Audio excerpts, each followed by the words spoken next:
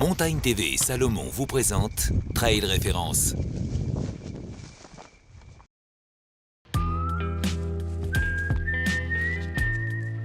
La nuit, traversez-la avec Petzl.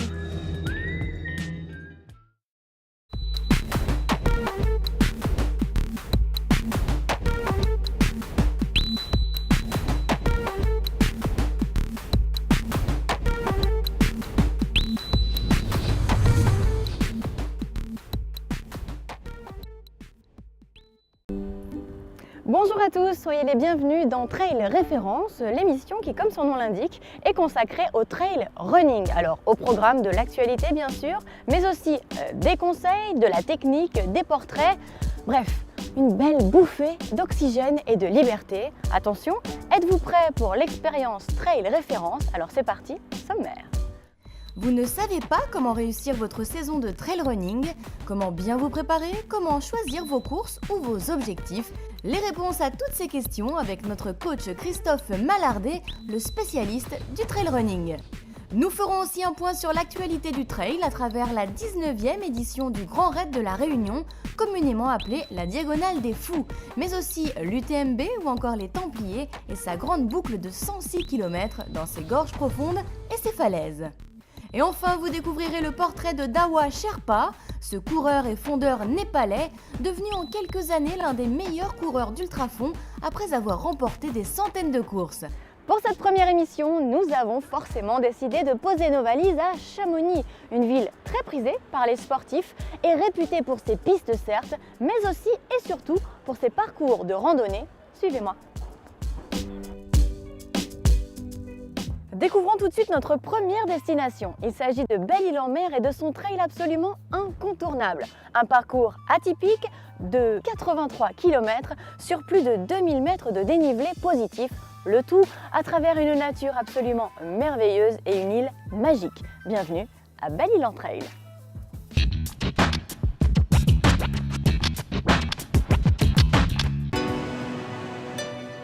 À 45 minutes du continent par bateau, Belle-Île-en-Mer est la plus grande île bretonne. Avec ses paysages à couper le souffle, son patrimoine culturel et ses 84 km de sentiers côtiers, elle conjugue tout ce qu'un territoire peut offrir aux amoureux du trail.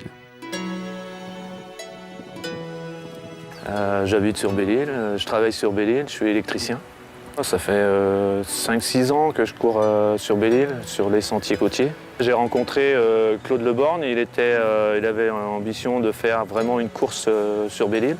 Il avait pris la suite d'une ancienne course qui était sur route à l'époque, le Grand Raid insulaire. C'était un semi-marathon et un 10 km. La première édition de Belle-Île-en-Trail s'est faite suite au 10e anniversaire du naufrage de l'Erika.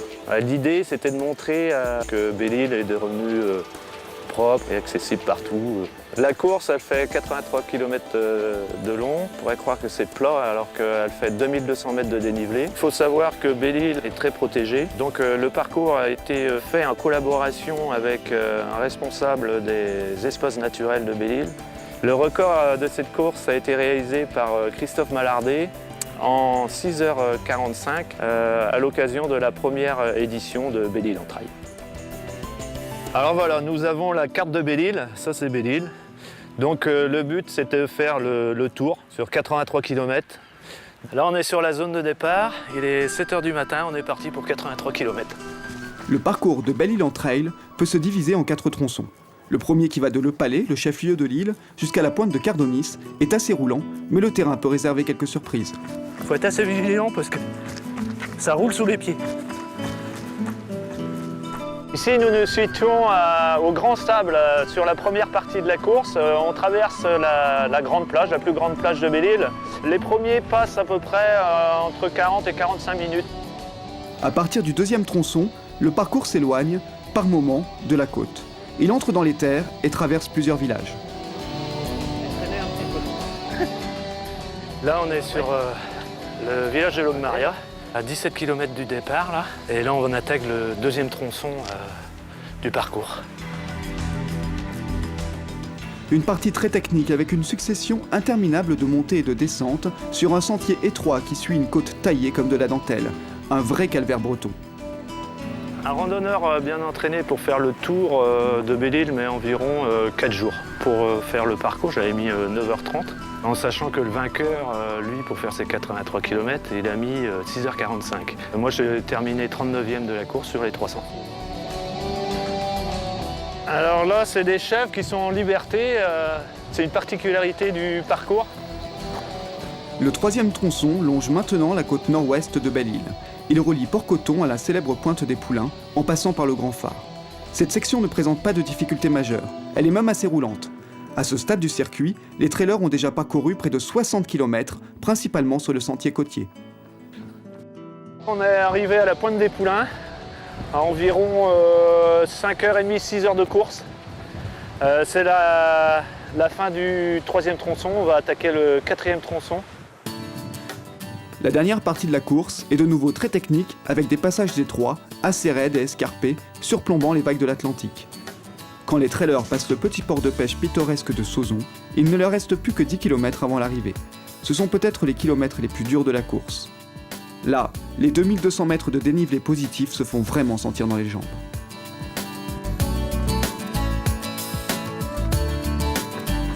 Enfin, la citadelle Vauban est en vue, et c'est l'arrivée à Le Palais. La boucle de 83 km autour de Belle-Île-en-Mer est refermée. Bon, ça fait une bonne journée. Alors rendez-vous à tous les trailers de France et d'ailleurs pour notre nouvelle édition le 22 septembre 2012. On vous attend tous avec impatience.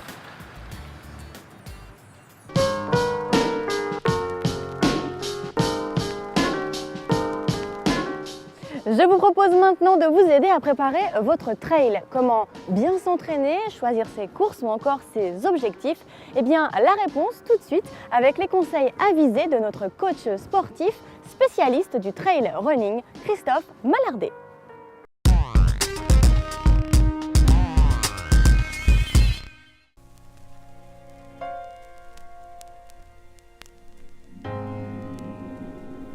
Pour votre saison de trail 2012, je vois beaucoup d'envie, je vois beaucoup d'ambition, je vois 1, 2, 3, 4, beaucoup d'objectifs, je vois 5, beaucoup trop de courses, je vois, ah! Bonjour, non je suis vraiment pas devin. Par contre je suis coach sportif spécialisé dans le trail et ce que je vous propose c'est de voir en 4-5 éléments ce qu'il faut pour réussir votre saison 2012. Allez, on y va.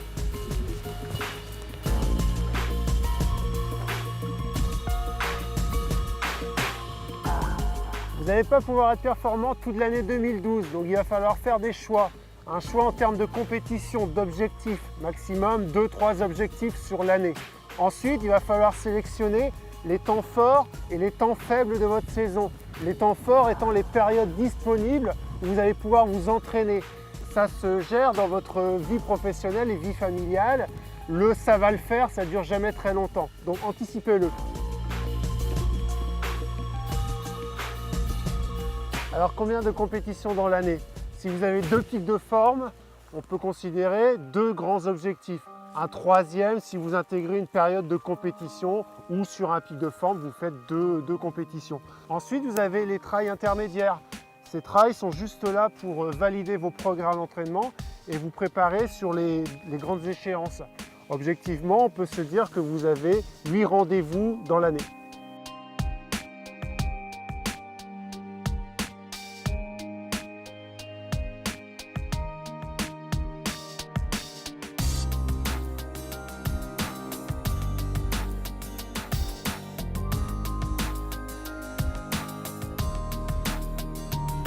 Phase de reprise, entraînement, compétition intermédiaire, montée en puissance, vous réalisez votre objectif, vous le réussissez, vous récupérez derrière, voilà, la boucle est bouclée. Ça dure entre 4 et 6 mois, ce qui vous permet de faire 2 saisons sur une année. Dans le choix de vos compétitions sur l'année, ce qui est important, c'est respecter 2 choses, la progressivité et la diversité. Alors n'hésitez pas, vous changez de format de course et vous l'adaptez bien sûr.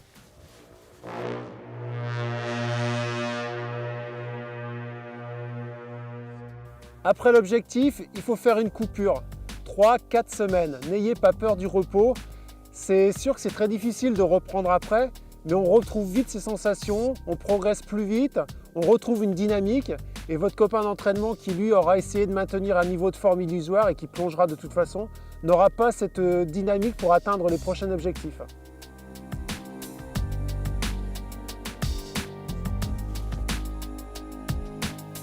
Voilà, j'espère que ces quelques éléments vont vous servir pour réaliser une belle saison 2012. Juste 2 dernières choses. Il ne faut jamais oublier dans cette belle programmation 2 éléments essentiels, le plaisir et l'envie. Voilà, allez, à bientôt.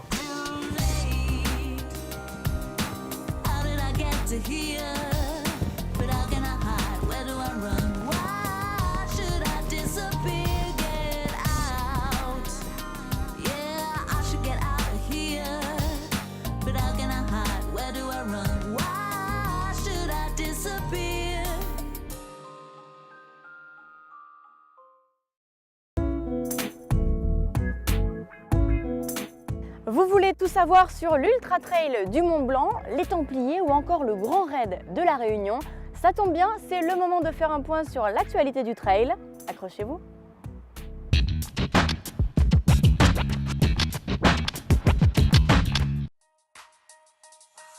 Trail Référence, c'est aussi des news et pour cette première édition, nous partons pour l'UTMB, la course la plus prestigieuse du monde qui pour sa 9e édition va connaître quelques bouleversements. Température en chute libre, orages, chute de neige vont bousculer les organisateurs. 2300 coureurs s'élancent avec donc 5 heures de retard sur un parcours modifié avant et pendant la compétition. L'UTMB passe donc la barre des 170 km pour 9700 mètres de dénivelé. Il pleut au départ pour ne rien arranger, tous les coureurs sont équipés au mieux afin d'affronter des éléments particulièrement défavorables. Passé les contamines, les choses sérieuses débutent puisqu'on attaque le cœur du terrain montagneux. Tout se détermine à partir de Courmayeur. Le quatuor de tête se scinde en 2, Jornet Carrera en tête suivi du tandem Chenio-Heras. 3 Espagnols pour un seul Français qui se rejoindront de nouveau à Champex. La décision ultime se fera donc dans la montée de Martigny où Kilian Jornet produisait son accélération. Seul Iker Carrera, dont c'était la première apparition sur un tracé aussi long, résistait. Sébastien Chenio, magnifique, tout au long de cette longue journée, maintient l'écart autour des 6-7 minutes.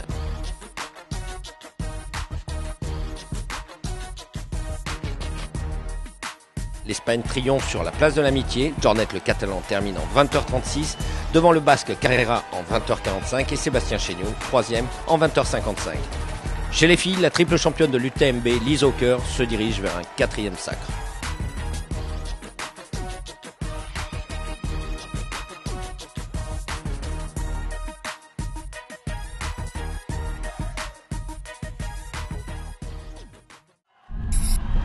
Maintenant, cap sur l'île de la Réunion pour la 19e édition du Grand Raid.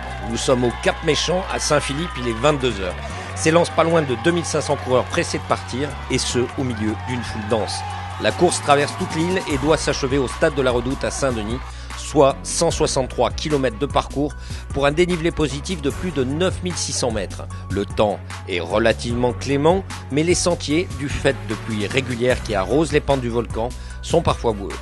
Très vite, 2 coureurs, à savoir Julien Chaurier et Pascal Blanc, prennent la tête du Grand Raid. Vous pouvez me sortir le sachet qui est dedans, s'il vous plaît?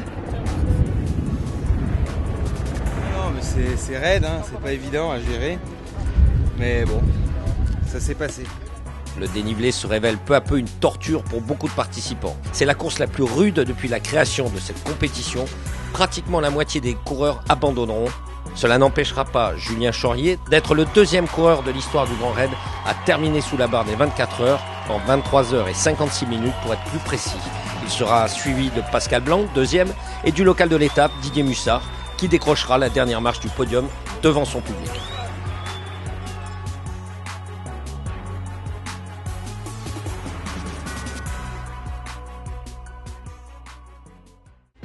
« 23 octobre 2011, nous sommes à Millau. Il s'est déroulé comme chaque année la course de trail la plus réputée de France, la fameuse grande course des Templiers, soit 72 km de pur plaisir pour 3500 mètres de dénivelé. Il est 6h15 et il fait encore nuit quand les coureurs prennent le départ de cette 17e édition. Les conditions météo sont ultra favorables et au 26e kilomètre, un groupe de 4 coureurs se détache. Laure Blanchet, Thierry Breuil, Martin Reit et Sylvain Court Caracol en tête jusqu'au 50e kilomètre.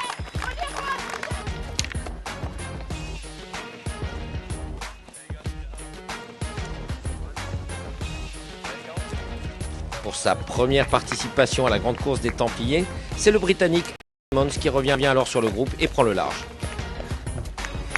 Allez les gars, allez 2 minutes.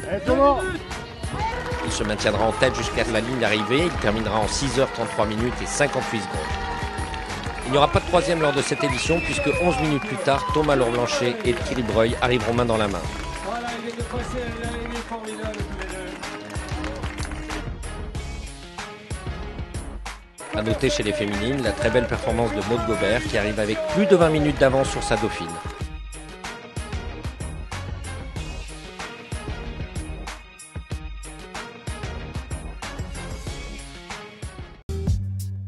Il est temps pour moi de vous faire découvrir une figure emblématique de l'Ultra Trail. Il est népalais, son nom Dawa Sherpa.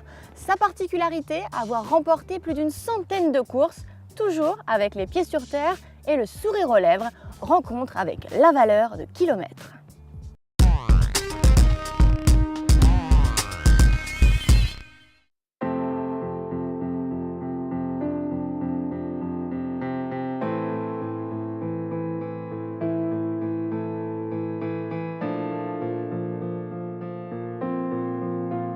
Au tout début, quand je suis arrivé ici, ma femme Annie, elle m'a ramené faire le tour de Mont-Blanc et elle m'avait dit prenez des vêtements chauds et des chaussures, bonnes chaussures parce qu'on va faire la haute montagne, tout ça. J'ai chargé toute la tour de Mont-Blanc dans le sac et j'espérais que je peux pouvoir sortir les chaussures un jour, mais j'ai jamais sorti. Et à la fin de ce séjour, j'ai dit à ma femme, quand c'est qu'on va aller à la montagne, elle était très déçue, mais pour moi, à l'époque, c'était tout, pratiquement tout plat. Et quand je vois les Mont-Blanc, pour moi, c'est un petit colline, quoi. En venant de Népal, quand on est dans la montagne, bon, on regarde en haut, mais on ne regarde pas là-bas, quoi.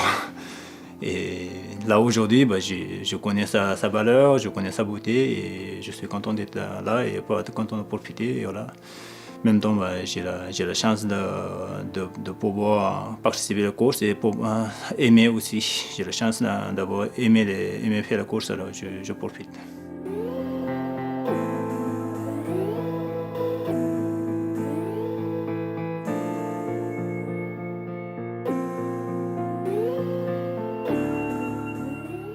Dawa, c'est le jour de la semaine, c'est lundi. Et en langage Sherpa, Dawa, ça veut dire lundi. Et comme je suis né en lundi, tout le monde m'appelle Dawa. Je suis né au Népal, dans un petit village qui s'appelle Takshindu Chulemo, dans la région de Solukhumbu. On a une dizaine de maisons à l'époque quand je suis né là-bas. Maintenant, il y en a à peu près 35 maisons. Pour moi, j'ai eu le choix de monter et descendre dès que je suis debout sur mes deux pieds. Ça veut dire les terrains ils sont tellement assez pentus et les maisons ils ont construit des maisons dans un pente. Alors dès que je sortais de la maison, j'ai le choix où je descends ou je monte. Et puis moi j'ai toujours aimé de courir, même marcher vite, village à village. Et quand on vient à Kathmandu, tout ça, des fois on a essayé de marcher 2 jours, la distance de 2 jours dans une journée. C'est pas une compétition, mais c'est juste pour avoir une expérience et juste savoir comment on va déplacer et quelle vitesse on va déplacer. Ça c'est juste pour avoir une expérience. Et puis après, petit à petit, ça a devenu une mode de marcher vite et aussi c'est enchaîné tout de suite sur la course, quoi.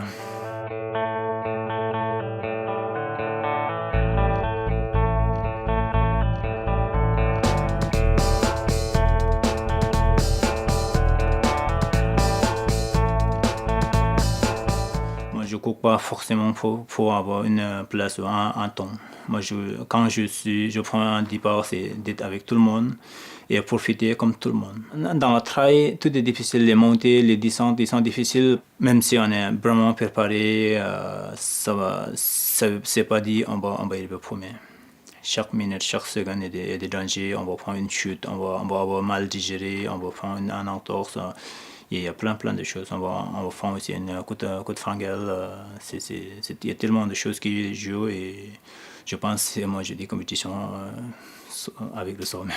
Le secret de Dawa, entraînement, je travaille 9 heures sur le chantier et après je pense à l'entraînement, il est complété, quoi. Et le week-end, je cours quand il y a des courses, je cours entre 50 et 80 km. J'aime de la vie aussi et de mémoire de la muscle et qu'est-ce qu'on a fait, qu'est-ce qu'on va faire. Et aussi, il faut aimer aussi. Aimer aussi. Moi, je dors dans la nature et c'est ça qui est plus important. C'est le premier place. S'il est là, ça va. S'il n'est pas là, ça va toujours. Avant de se quitter, je tenais à vous parler d'Endurance Mag qui vous propose un focus spécial sur l'UTMB, 20 pages qui lui sont dédiées. Vous saurez bien sûr tout sur les grands trails et vous aurez en plus des conseils pratiques. C'est noté ?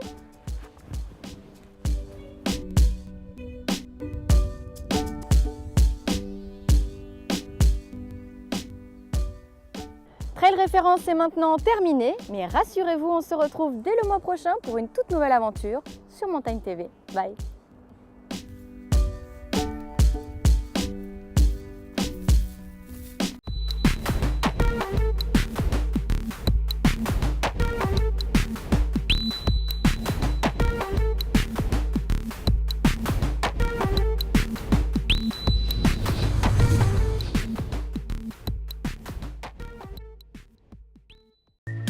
La nuit, traversez-la avec Petzl.